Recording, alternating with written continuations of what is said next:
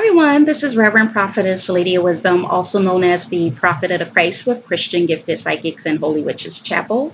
Today's date is August the 6th, 2018, and it is around 7:25 p.m. Eastern Standard Time.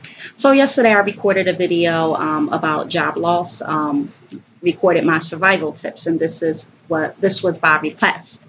So what I'm going to do is record my tips on how to keep a new job. So this is new job tips for keeping your new job, and also my do's and don'ts, my useful tips. Okay, so starting with my first tip.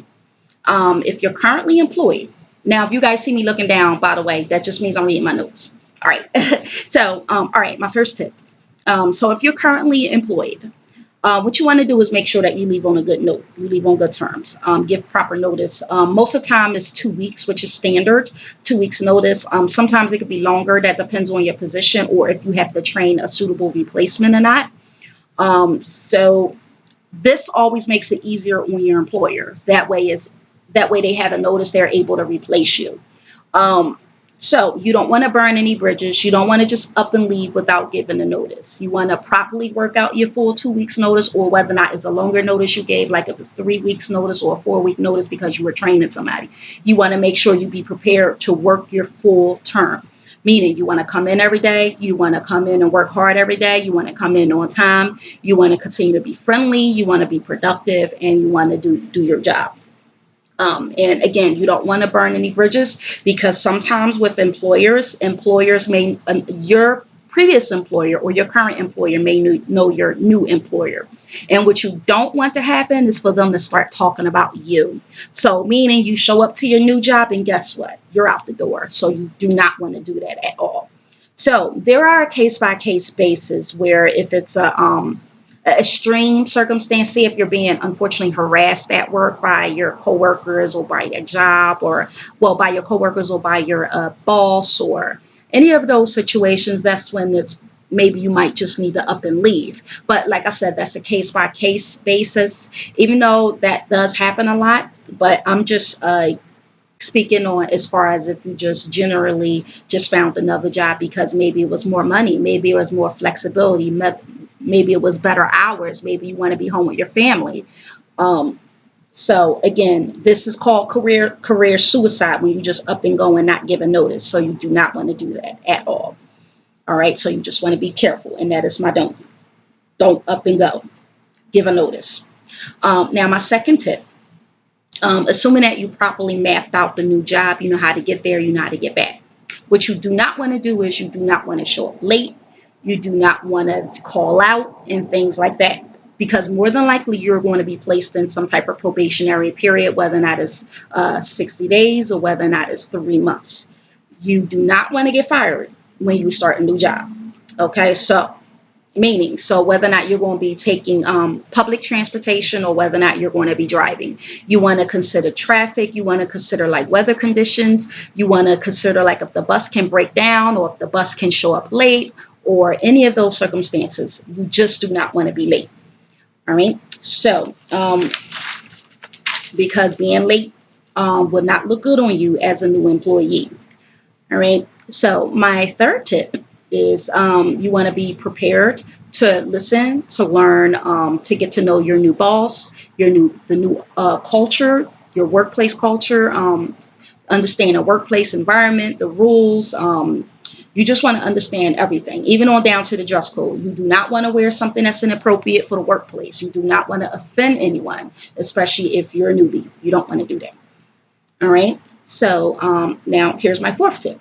You want to be prepared to ask questions. You want to be friendly. You want to be prepared to introduce yourself, to meet new people introducing themselves to you. You want to be receptive to training. You want to have your notebook. You want to have pen and paper, prepared to take notes, prepared to be open and to understand everything.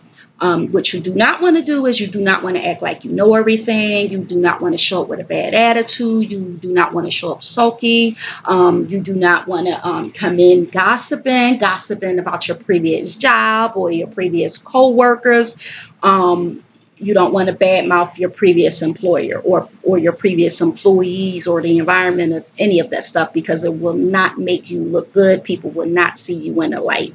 And it also can get you put right out. So you don't want to do that at all. So my fifth tip is you want to be flexible. You want to be open. You want to ask for feedback from your employer, your new boss or bosses, or your teammates or your coworkers. But what you do not want to do is you do not want to be overly needy. You want to show that you are independent, that you are understanding the job, that you are competent enough to do the job. So in other words, you don't want to go knocking on your boss door like every 5 seconds. You want to show that you understand. But if it's something, since you are new, of course, you're not going to really understand everything. But since you are new, you do want to, of course, ask questions if you don't know. But again, you don't want to be that overly needy new person getting on people's nerves. You don't want to do that at all. Um, and also lunch breaks as well. You want to understand the lunch breaks. You want to understand your breaks. You want to understand if it's an hour lunch, if it's a 45-minute lunch, or if it's a 30-minute lunch. You do not want to sit up there and take an hour lunch when you're only supposed to be taking a 30-minute lunch, or vice versa. You don't want to do any of that stuff. Again, it's a way for you to turn off your employer if you do that.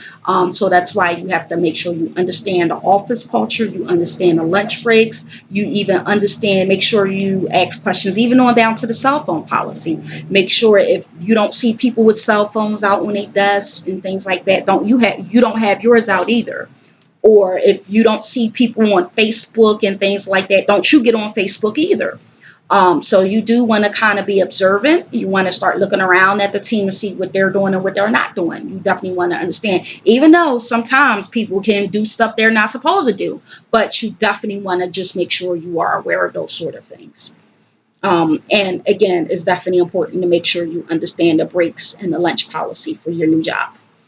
And my seventh tip and my final tip, you want to get to know your new coworkers, get to know your new team, without being overly conversational, because you are new. You don't want to turn people off because you are new. They don't know you, so you don't want to come in and, oh, hey, and you just start just blabbing about all this, who knows what. You don't want to do that.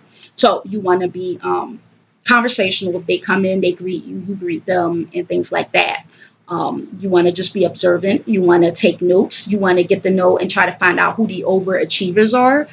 Highly productive people, those are the people who you want to try to mirror. That way you can look really good to the supervisors, especially when it comes to different positions that may open. Like, say if you're in a position that you just wanted it as a stepping stone, you might want to move around in a company. But of course you want to, work there for some time before you start asking for new positions. But again, you kind of get what I'm saying. You just want to get to know and find out who those overachievers are. That way you can try to be an overachiever. You want to do as great as possible in your new job. And maybe they can help you. They can give you tips. Maybe they sit next to you. Maybe they can coach you. Maybe they give you critique. You just want to be open. You just want to be able to adjust real quickly. And you just want to just be ready to learn. Just watch, listen, and learn, and be open to any feedback, any critique that you receive. And do not act like you know everything. So I would like to thank you guys very much for watching. And please visit www.christiangiftedpsychics.webs.com and make it a blessed evening.